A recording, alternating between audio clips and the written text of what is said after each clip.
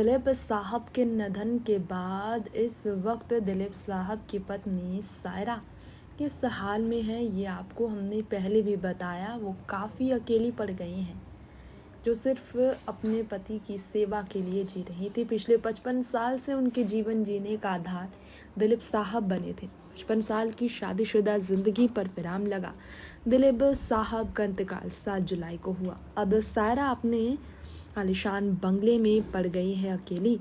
अब उस आलिशान बंगले के अंदर सायरा बानो कैसे दिलीप साहब के बिना रह रही हैं, हम आपको ये कुछ तस्वीरें दिखाकर बताना चाहेंगे, क्योंकि 76 साल की सायरा, जो पहले भी कई कॉम्प्लिकेशन का सामना दिलीप साहब के होते हुए भी कर रही थी, बीमारी की वजह से वो सायरा बानो, जो कि काफ़ी समय तक लड़ी दिलीप साहब के बंगला नंबर 16 के लिए।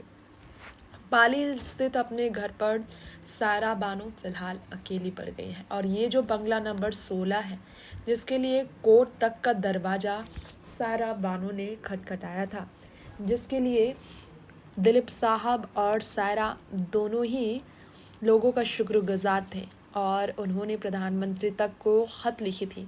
उस घर के बाहर ऐसा नज़ारा देखने को मिला था।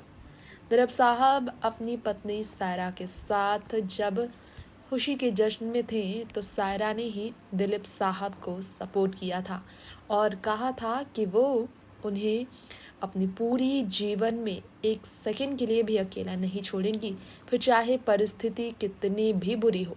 तो आपको हम यहाँ हमारी इस रिपोर्ट में बताएंगे, पिछले कुछ सालों से दिलीप साहब की आंखें भी नहीं खुल रही थी ठीक से। तभी सायरा ने दिलीप साहब की जगह लेकर उनकी तरफ से उनकी सारी केस की लड़ाई लड़ी। आखिर में जीवन के इस जंग में बीमारी ने उन्हें हरा दिया और 98 की उम्र में वो चल बसे। और ये वो घर है जहाँ पर सायरा अकेली अब रह रही हैं, पति दिलीप साहब के बिना। नेक्स्ट 9 न्यूज़ रूम से तृप्ति की रिपोर्ट।